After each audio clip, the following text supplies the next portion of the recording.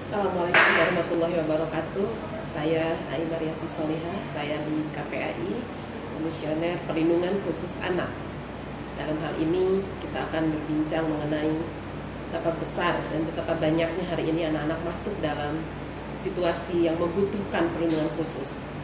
Terutama dalam 1 minggu terakhir ini, kita melihat persoalan pekerja anak masuk dalam situasi buruk, yaitu prostitusi yang terjadi di berbagai kota kabupaten. Jumlahnya bukan sedikit, dari sekali operasi, dari satu kasus bisa mencapai puluhan, bahkan ratusan. Ini menandakan bahwa persoalan kita hari ini betul-betul serius, di mana anak-anak sedang dalam situasi yang membutuhkan uluran tangan semua, tanggung jawab kita semua, terutama penegakan hukum dan perbaikan situasi pengasuhan di Indonesia.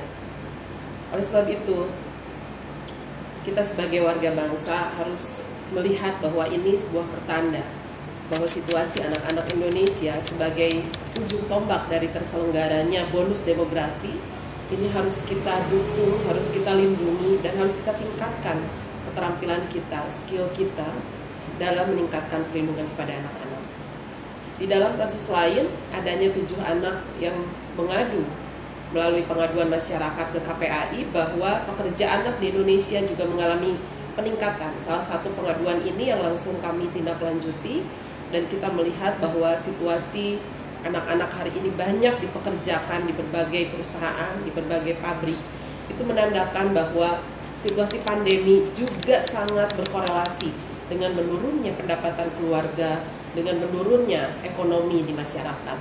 Akan tetapi kita tidak boleh lengah bahwa perlindungan dan kepentingan terbaik bagi anak tetap harus diutamakan.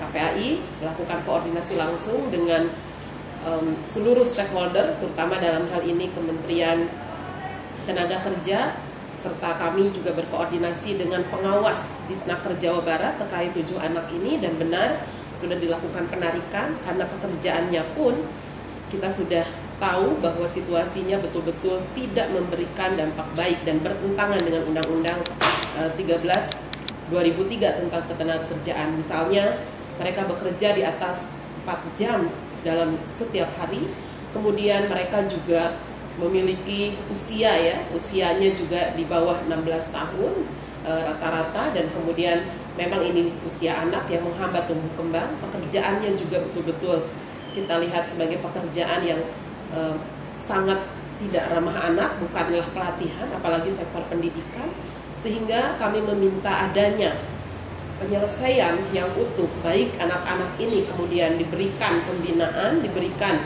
perlindungan, serta mereka harus kemudian memiliki skill, memiliki pendidikan untuk siap nanti di dunia kerja, serta sebagai perusahaan yang mempekerjakan, tentu mereka terlibat di dalam aturan perundang-undangan, Undang-Undang 35/2014 tentang pekerja, tentang perlindungan anak, yang mengatur bahwa dunia usaha memiliki peran penting setidaknya 3 hal. Yang pertama, memiliki perspektif perlindungan anak. Yang kedua, produk usaha yang itu merupakan produk anak maka harus ramah dan aman terhadap anak.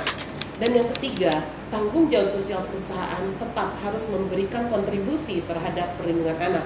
Nah, dalam sektor bagaimana perusahaan ini harus dievaluasi, harus memiliki sanksi administrasi, mungkin juga sanksi pidana. Maka kami mendorong Kemenaker untuk melakukan langkah-langkah yang sesuai dengan undang-undang, sehingga ini menjadi presiden di masyarakat. Kita semua tidak boleh ada lagi perusahaan yang mempekerjakan anak yang bertentangan dengan undang-undang. Dan ini tentu menjadi mandat baru untuk perlindungan anak, di mana pekerja anak bukan hanya ditarik, tetapi melainkan anak-anak ini dipastikan perlindungannya. Mereka apakah perlu konseling, rehabilitasi, dipastikan juga situasi fisik, psikis, dan mentalnya. Untuk itu kami juga mendorong untuk 7 anak yang ditarik ini, dia juga mendapatkan hak pendidikan, misalnya tetap sekolah, memiliki konseling ya secara psikologis, dia juga memiliki pemulihan dan lain sebagainya. Secara ekonomi tentu mereka juga harus mendapatkan bantuan, apakah dari faktor keluarganya yang memang terkendala, misalnya masalah ekonomi ataukah juga kemiskinan yang mereka rasakan, sehingga intervensi dari hulu sampai hilir ini harus dilakukan. DP3 AKB Jawa Barat saya kira akan melakukan langkah-langkah intervensi untuk melakukan itu. Dengan demikian, anak-anak Indonesia hari ini harus mendapatkan perhatian serius. Situasi pandemi, situasi COVID-19 ini jangan sampai menyurutkan langkah-langkah kita untuk senantiasa tetap memberikan dukungan dan perlindungan kepada anak. Kunci utama penegakan hukum, anak-anak kita terbebas dari segala macam bentuk pidana. Dan kemudian pilar-pilar perlindungan anak dari mulai orang tua, keluarga, masyarakat, pemerintah daerah, dan pemerintah pusat. Mari kita berkolaborasi dalam membangun perlindungan anak yang lebih kondusif. Dan tentu saja tidak boleh kalah oleh situasi pandemi di Indonesia. Terima kasih. Wassalamualaikum warahmatullahi wabarakatuh.